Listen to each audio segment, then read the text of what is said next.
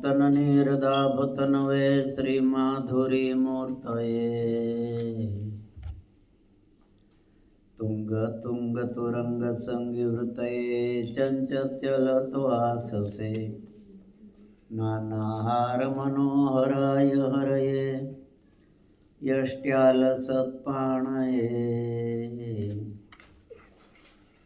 તસ્मै શ્રીગુરવે ભવાય સહજાનંદાય વંદામહે. ઓમ શ્રી સ્વામિનારાયણાય નમો નમઃ. શ્રી ઘનશ્યામાય નમો નમઃ. અવતારિણે શ્રી હરિકૃષ્ણાય નમો નમઃ. શું કાલે વાત આવી હતી યાદ છે? સમાધિ. હા બસ સમાધિ. ગામ પેલા ભગુભાઈએ પૂછ્યું પાદરી. હા ભગુભાઈએ પૂછ્યું હતું કે સમાધિ કેમ થાય છે. પછી મહારાજે શું કીધું કેમ થાય છે સમાધિ? સમાધિ તો શ્રદ્ધાએ સહિત ભગવાનના દર્શન કરે. મહારાજે સાધુ રૂપે ભગવાન છે થાય છે, રાજા રૂપે થાય. એના લક્ષણ બતાવ્યા 39 ને 30. 39 લક્ષણ રાજા રૂપે હોય, મહારાજ હોય, અને જ્યારે સાધુ રૂપે હોય ત્યારે 30 લક્ષણે હોય. એ ભગવાનને ઓળખી એમના દર્શન શ્રદ્ધાપૂર્વક કરે તો મહારાજ કે જેમ ચમકપાણો છે એમાં લોખંડના ઓલા ખેંચાઈ જાય એમ ભક્તનો ચિત્ત ભગવાનમાં ચોંટી જાય એટલે સમાધિ થાય. આપણું ચિત્ત એવું ચોંટતું નથી એટલે સમાધિ નથી થતી. આપણું ઉપર ચોટ્યું ચોંટે છે, જ્યાં પૂરું ચોંટતું નથી. અને મહારાજ કે અથવા તો ભગવાનને અનેક જીવોનો ઉદ્ધાર કરવો હોય, સન્મુખ પોતાની સન્મુખ કરવા હોય, શું કીધું, અને કોઈક સમયમાં તો ભગવાનને ઘણા જીવને પોતાને સન્મુખ કરવા હોય ત્યારે તો અભક્ત જીવ હોય અથવા પશુ હોય તેને પણ ભગવાનને જોઈને સમાધિ થાય તો ભગવાનના ભક્તને થાય એમાં શું આશ્ચર્ય? ક્યારે થાય? અનેક જીવને પોતાને સન્મુખ કરવા હોય. હવે આ સત્સંગ વધારવો તો કંઈક કરવું તો પડે ને. એટલે મહારાજે આ સમાધિ પ્રકરણ ચલાવ્યું. એમાં પછી કાંઈ શ્રદ્ધાની જરૂર નહીં, કાંઈ નહીં. ગમે એવો પાપી જીવ હોય તોય સમાધિ થઈ જાય, ભક્ત હોય કે અભક્ત હોય સમાધિ થઈ જાય. એને તો થાય પણ પશુઓને થઈ જાય. જ્યાં પંચામૃતમાં મહારાજ નાવા પધાર્યા પછી મહારાજે ત્યાં માછલાઓને સમાધિ કરાવી દીધી. તે માછલા બધાય પાણીમાં એમને તરે ઉપર. હવે ઉપર માછલા તરતા હોય એટલે પછી સંભળા ને એ પક્ષી આવે ને, એટલે એ ઉપર આંટા મારે એટલે કાઠી દરબારો કે મહારાજ બીજું તો ઠીક, આ બધા કાગડા બગલા આ બધા આંટા મારે છે ઉપર, અને આ માછલા પાણીમાં એમના માછલા ને કાચબા ને બધું તરે છે, તે ઉપાડી જશે. મહારાજ કે માછલાને કાચબાને સમાધિ કોણે કરાવી છે? તો કે તો તમે કરાવી છે. એના નાડી પ્રાણ કોના હાથમાં છે? તો કે તમારા હાથમાં. તો મહારાજ કે તો ઉપર ઉડે છે એના મારા હાથમાં નહીં હોય નાડી પ્રાણ? એને નીચે આવવા દેવા કે ન આવવા દેવા એ મારા હાથની વાત છે. એ કઈ નીચો નહીં આવે, ઉપર ઉડ્યા કરશે, એ કઈ નહીં અડી શકે. તે મહારાજને સંતોને કાઠી દરબારો જતા હોય રસ્તામાં અને ઘણા વિચાર કરે મારવાનું, સમજ્યા? કારણ કે સત્સંગનો વિકાસ થાય જોઈ ન શકે, અત્યારે નથી જોઈ શકતા તો એ વખતે તો ક્યાં શરૂઆતમાં તો ક્યાંથી જોઈ શકે. એટલે પછી આમ તલવારોને ભાલા લઈને રસ્તામાં ઊભા હોય, ત્યાંથી નીકળે એટલે મારી જ નાખવા બધાને. એટલે કાઠી દરબારો કે મહારાજ ઊભા છે માણસો, પછી એ બાજુથી માણસ આવ્યો હોય એક વાત કરે ને કે તમને મારવા માટે ઓલા ઊભા છે બધા ઘોડેસવારો, હાથમાં ભાલા તલવારો. કાઠી દરબારો કે મહારાજ ધીંગાણું થશે, અમારે પછી હથિયાર અમારા વાપરવા પડે. મહારાજ કે ના, તમારે તમારા હથિયારના નહીં વાપરવા પડે અને એને એના હથિયાર નહીં વાપરવા પડે. તમે હાલો ને, બધું હરાવાના થઈ જશે. મહારાજે બધાને સમાધિ કરાવી દીધી. ત્યાં આંખું ખુલી પાછી, દેખાય બધું, પણ હાથે આમ કાંઈ કરી ન શકે, આમ ડોકું ન કરી શકે. બધા આમ ઊભા હતા મહારાજની રાહ જોઈને એમના મનમાં ઘણા થાય કે એ અહીંથી નીકળ્યા, પણ ભાલું મારવું કેમ? હાથ ઊંચો થાય તો ને, નાળી જ ખેંચાઈ ગઈ છે એટલે કાંઈ આઘા પાછા થઈ શકે નહીં. મહારાજ આગળ નીકળી જાય પછી મહારાજ પાછા સંકલ્પ કરે એટલે નાડી પ્રાણ ચાલુ થાય. એલા ઓલા નીકળી ગયા, આપણે કાંઈ કરી ન શક્યા કે હું ઘણો આમ કરવા જતો હતો, પણ હવે થતું નહોતું, શું કરું? એટલે એમ ભગવાનના હાથમાં નાડી પ્રાણ છે ને, એમ મારી મરજી વિના રે તરણુંય ન તોડાય, તો પછી બીજી ક્યાં વાત રહી? એ શક્તિ આમાં છે, આપણને મળ્યા જે ભગવાન. એટલે એ સમાધિ પ્રકરણમાં મહારાજે એવું બધું ચલાવેલું, પશુઓને સમાધિ થાય. તે મહારાજની ઘણી વાર પ્રસાદી ન લઈએ, સમજ્યા? ગઢપુરથી મહારાજ જતા હતા બોટાદ, તે ગઢપુરથી બોટાદ તો નજીક થાય, અને અહીંયા હવે 15 દી મહિનો રોકાવાનું હોય. અને મહારાજને દાદા ખાચરની એક ભેંસ હતી, એનું દૂધ બહુ ભાવતું. એટલે દાદા ખાચરે જીવબાએ વિચાર કર્યો કે આને દૂધ બહુ ભાવે છે તો આ બોટાદ તો દૂર નથી, બહેને લઈ જઈ હારે. એટલે મહારાજ ને સંતો બધા જાય છે. તે આમને ભેહે લઈ લીધી, પણ ભેહને પાડું હતું તાજી વ્યાયેલી, હજી થોડા દિવસ થયેલા, મહિનો જેવો, એટલે પાડું હાલી ન શકે બહુ. એટલે તો વજલમાં હોય દરબારોના બહેનો, એટલે એમનું તો જે ગાડું હતું ફરતું પેક, એમાં પાડું અંદર લઈ લીધું. એટલે બહેને જ ખબર છે અંદર છે, એટલે બે અહીં દોડી જ આવે, સહેજ દૂર રહી જાય તો તરત રણકે અને આવી જાય. એમાં રસ્તામાં આવેલા જ લોકો કે આ બહેને કાંઈ કરી નાખ્યું સ્વામિનારાયણે, આ બહેને પ્રસાદી ખવારી લાગે છે સ્વામિનારાયણની, એટલે એ એની વાહે વાહે દોડી જાય છે. તે લોકો પ્રસાદી નહોતા ખાતા કે કાંઈક થઈ જાય છે. અને સમાધિ પ્રકરણ એવું મહારાજે ચલાવેલું ને, એટલે હરવે વિરોધીઓ તો વિરોધ જ કરે ને. એ કે સ્વામિનારાયણની સભામાં જતા નહીં, એ કાંઈક કરી નાખે છે, તે કોઈ સભામાં આવે નહીં.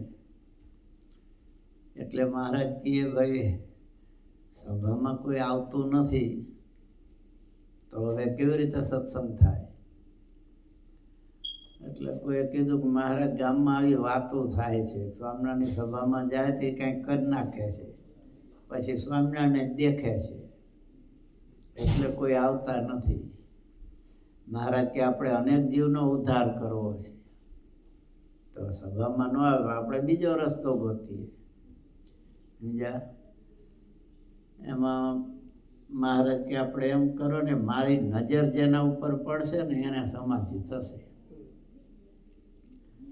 એટલે મહારાજ રસ્તામાં નીકળે એટલે મુક્તાન સ્વામી કરતાળ વગાડતા જાય, કીર્તન બોલતા જાય ને આગળ નાચતા જાય. અને એમના પાછળ હરિભક્તો બધા ધૂન કીર્તન કરતા હાલ્યા જાય. એમાં મહારાજની કોઈના ઉપર નજર પડે તરત સમાધિ થઈ જાય.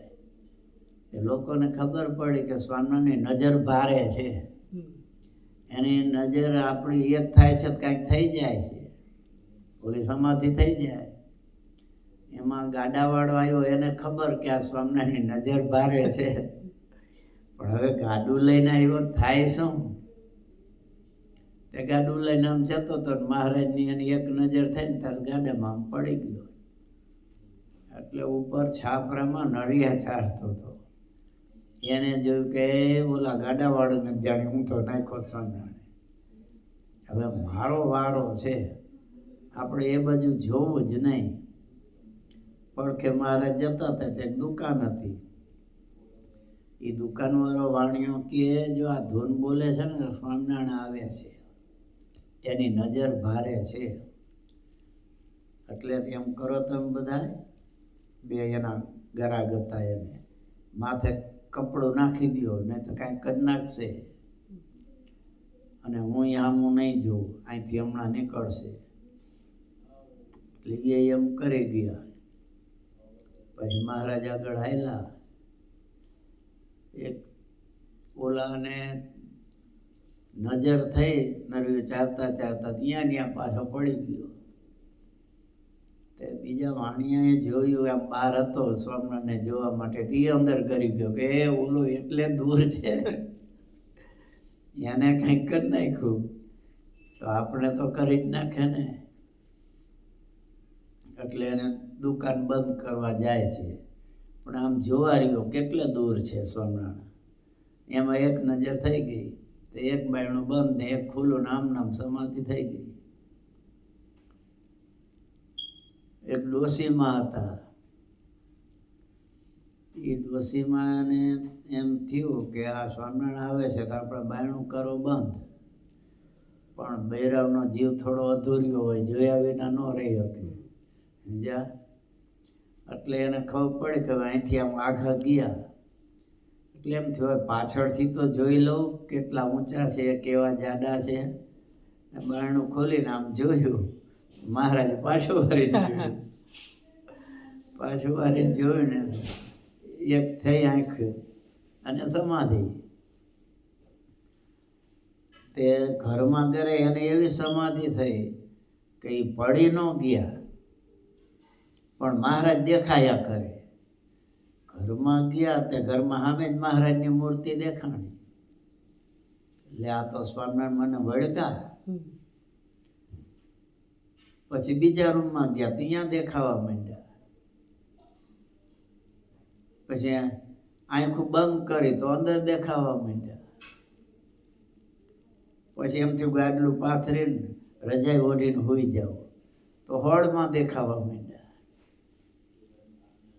પછી એવા મૂંઝાય ડોસી તો કે હવે આ સ્વામિનારાયણને કાઢવા કેમ? આ તો વળગ્યા, આ ન જોવા ગઈ હોત કેટલા ઊંચા છે ને જાડા છે તો સારું હતું. ત્યાંની બેનપણી આવી કે શું આમ કેમ આમ કરસ તું, આગી પાછી થાશ ને? તો કે ભાઈ સ્વામિનારાયણ મને વળગા છે, એ કાઢવા તો ખરા ને. એટલે મૂંઝાવું છું, નેત્ર બંધ કરું તો અંદર દેખાય છે, જ્યાં જોઉં ત્યાં સામે દેખાય છે, જ્યાં જુએ ત્યાં રામજી પાસે. એવું થયું અમને. આમ તો સારું હતું, પણ એને ભગવાન માનેલા નહીં એટલે દુઃખ થયું વધારે કે વળગા મને. એમના પછી ઓલી કહે તને ખબર નથી, સ્વામિનારાયણને કાઢવા હોય ને તો માતાજીનો માંડવો નાખને એટલે વયા જશે. તે ભુવાને બોલાવ્યા અને ડાકલા વગાડે, ડમડમ ડખાડખ વાગે છે ને આમ બધું સમજ્યા. એટલે ઓલો વાગ વગાડી વગાડીને થાક્યો. ઓલો ભુવા તો ધૂણતો નથી. એ કે ગમે એમ હોય, હું એક જ પદ બોલું ત્યાં તો માતા આવી જાય, પણ આજે આના શરમાં આવતા નથી. પણ માં આવે ક્યાંથી? અહીં બાપો છે, બાપાને કાઢવો છે, બાપો ક્યાંથી જાય? એટલે કે થાકી પછી ત્યાં નકામાં ભુવાને બોલાવ્યા, માંડવો નાખ્યો એમ કરે છે. એમાં બરોબર મહારાજ ત્યાંથી નીકળ્યા. એટલે અહીંયા માણસો બધા ભેગા થઈ જાય ને આવું બધું થાય એટલે મહારાજ કે આ માણસો કેમ આટલા બધા ટોળે વેળા છે? તો કે મહારાજ ડોસી કહે છે કે મને સ્વામિનારાયણ વળગ્યા છે. મહારાજ કે સારું, અમે વળગશું તો આનું મોક્ષ થશે. પછી મહારાજ ત્યાંથી નીકળી ગયા. પછી આને જાણું ભારે કરી આ માતાજીનો માંડવો નાખ્યો, પણ આ નીકળ્યા નહીં સ્વામિનારાયણ. હવે આને કાઢવા કેમ? તે કોઈ બીજી આવી એની બેનપણી, એ કે સ્વામિનારાયણને કાઢવા હાવ હેલા છે. તો કે બતાવને કેમ કાઢવા? મેં તો માતાજીનો માંડવો નાખ્યો તોય ભુવાના શરમાય આવ્યા નહીં માતાજી, પછી કાઢવા કેમ? એટલે કે સ્વામિનારાયણને લસણ ને ડુંગળી ભાવતું નથી, એટલે લસણ ને ડુંગળી ખાવા માંડ તો ઊભા જ નહીં રહે, તરત ભાગશે. આને તો મગાવી લીધી ડુંગળી, તો અમથી ઘરમાં હોય જ. લહણ મગાવ્યું, લહણની ચટણી, ડુંગળીનું શાક કરે ને ખાય. તમોગુણ વ્યાપી ગયો. મહારાજ દેખાતા બંધ થઈ ગયા કે હાય હવે સ્વામિનારાયણ ગયા. હવે પછી અમુક ટાઈમ પછી બધા એની બેનપણીઓને બધાને સત્સંગ થયો. આ સમાધિ જોઈને એમાં પછી ભગવાનના દર્શન થયા, રામના ને કૃષ્ણના ને બધાય, કોઈને હનુમાનજીના, માતાજીના. એટલે પછી ડોશીએ એની બેનપણી હારે આવી, એમ જ્યાં નહીં જેવો સત્સંગ થયો, મહારાજના દર્શન થયા હતા એટલે કાંઈક તો સારું થાય ને. એટલે પછી મહારાજને પ્રાર્થના કરવા લાગ્યા કે મહારાજ અમે અહીંયા આવ્યા તો તમારા દર્શન કરીને એવો આનંદ આવે છે, પણ અમે તો સંસારી જીવો, આ પંચાળામાં ઉત્સવમાં અમે આવ્યા, પણ કાયમ તો રહી ન આપી. એટલે અત્યારે દર્શન થાય છે એવા ને એવા દર્શન કાયમ થાય એવી દયા કરો ને. મહારાજ કે એવી દયા તો અમે પહેલાં કરી હતી, ત્યારે ડુંગળી લસણ ખાઈને અમને કાઢ્યા હતા. તો કે મહારાજ પણ ત્યારે મને ક્યાં ખબર હતી તમે ભગવાન છો? મને લોકો કહેતા ભૂતને એને વશ કર્યો છે બાબરો ભૂત, એટલે આ બધું કરે છે, એટલે હું તો એમ માનતી હતી. તો મહારાજ કે એ તો અમે એ વખતે સમાધિ પ્રકરણ ચલાવ્યું હતું જીવો ઉપર કૃપા કરીને. હવે તો અમારું ભજન કરો, ધ્યાન કરો, પંચવર્તમાન પાડો, ત્યારે માનસી પૂજામાં ક્યારેક ક્યારેક દર્શન થશે. એવી રીતે ઓલાને બેને પછી સત્સંગ થયો, દુકાનમાં બે આવ્યા હતા ને એને એ વાત કરી. મહારાજ કે તેથી તો આમ ઓઢી ગયા હતા ને તેથી સમાધિ તરત થઈ જાય. એટલે ચારે બાજુ ફેલાવો થયો, સ્વામિનારાયણની નજર ભારે છે કે કોઈ સામે આવે નહીં. પછી મહારાજ કે હવે સામે આવતા નથી, સભામાં ન આવે પણ સામે આવતા નથી, અને આપણે સત્સંગ તો કરાવવો છે. એમાં કોઈ ભક્ત હતા, ચાંખડીયું લાવ્યા ચાંદીની, ફરતી ઘૂઘડિયું જડે. મહારાજ કે હવે એવું પ્રકરણ ચલાવીએ, આ ઘૂઘરી છે એનો અવાજ જે સાંભળે એને સમાધિ થશે. એટલે મહારાજ બજારમાં નીકળે હરિભક્તોની આ જમવા માટે પધરામણી, એટલે ચાંખડીઓનો અવાજ આવે. તે અવાજ તો ગમે એને સંભળાય, ઘરની અંદર હોય, બારી હોય, દિવાલમાંથી એ સંભળાય અવાજ તો. એટલે કોઈ ભેંસ જોતી હોય તો અવાજ જાજરનો સંભળાય, સમાધિ. કોઈ રોટલા ઘડતા હોય સમાધિ, કોઈ બેઠા હોય સમાધિ થઈ જાય. અને સમાધિમાંથી જાગે પોતાના ઈષ્ટદેવના દર્શન થાય.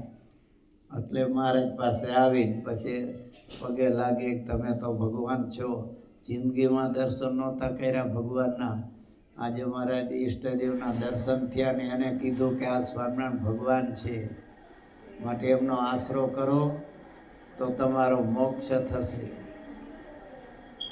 તે એવી રીતે ઘૂઘરીનો અવાજ સાંભળે અને સમાધિ. એટલે આમાં લખ્યું ને મહારાજે કે પશુઓને સમાધિ થઈ જાય. ઓલી ભેંસ ધોતી હોય એને સમજ થાય, પણ ભેંસ નહીં થઈ જાય, એટલે એ એમ નામ સ્થિર થઈ જાય. આવી રીતે મહારાજે અનેક જીવોને સમાધિ પ્રકરણ ચલાવી અને ભગવાનના ભક્તો બનાવ્યા હતા. આમાં લખ્યું ને કે ઘણા જીવોનો મોક્ષ કરવો હોય, ભક્તો બનાવવા હોય ભગવાનને, તો પછી સમાધિ કરાવે. ત્યારે મહારાજ કે પછી અજ્ઞાની જીવ હોય, ગમે તે હોય, એને પણ સમાધિ થાય અને એમાં સહેજે મન ભગવાનમાં જોડાય અને એને સમાધિ થઈ જાય અને ભગવાનના દર્શન થવા માંડે. આ વાત સમાધિમાં કોઈ શાસ્ત્રમાં નહીં મળે કે આવી રીતે સમાધિ કોઈ સ્વામિનારાયણ ભગવાન સિવાય કરાવી હોય. કારણ કે અષ્ટાંગ યોગ સાધે યમ, નિયમ, આસન, પ્રાણાયામ, ધારણા, ધ્યાન, છેલ્લું અંગ છે, 8મું અંગ સમાધિનું છે. આ બધાને વગર આસને ધ્યાન કાંઈ કરવાની જરૂર નહીં અને ઘૂઘરીનો અવાજ સાંભળે તો સમાધિ. એટલે કેટલું ઐશ્વર્ય મહારાજે આ જીવના હિત માટે, કલ્યાણ માટે બતાવ્યું કે બધા જીવોને સહેજે સહેજે ભગવાન તરફ વૃત્તિ વળે. તો આ બધાય પછી પરોક્ષના બધાય જે હરિભક્તો થયા એવી રીતે થયા. રામના ઉપાસકને રામ રૂપે મહારાજ દેખાય, કૃષ્ણના ઉપાસકને કૃષ્ણ રૂપે મહારાજ જ બેઠા હોય, હનુમાનજીના ઉપાસકને હનુમાનજી રૂપે પાછા સ્વામિનારાયણ રૂપે દેખાય, માતાજીના ઉપાસકો તો માતાજી રૂપે પાછા સ્વામિનારાયણ રૂપે, ગણપતિના ઉપાસકને ગણપતિ રૂપે પાછા સ્વામિનારાયણ રૂપે દેખાય. અને સમાધિ થાય તો એમાં એમના જ ઈષ્ટદેવ કે ભગવાન છે એમનો આશરો કરો. પ્રગટ ભગવાન વગર મોક્ષ ન થાય, માટે આ પ્રગટ ભગવાન મળ્યા છે તેનો આશરો કરો તો તમારો મોક્ષ થશે.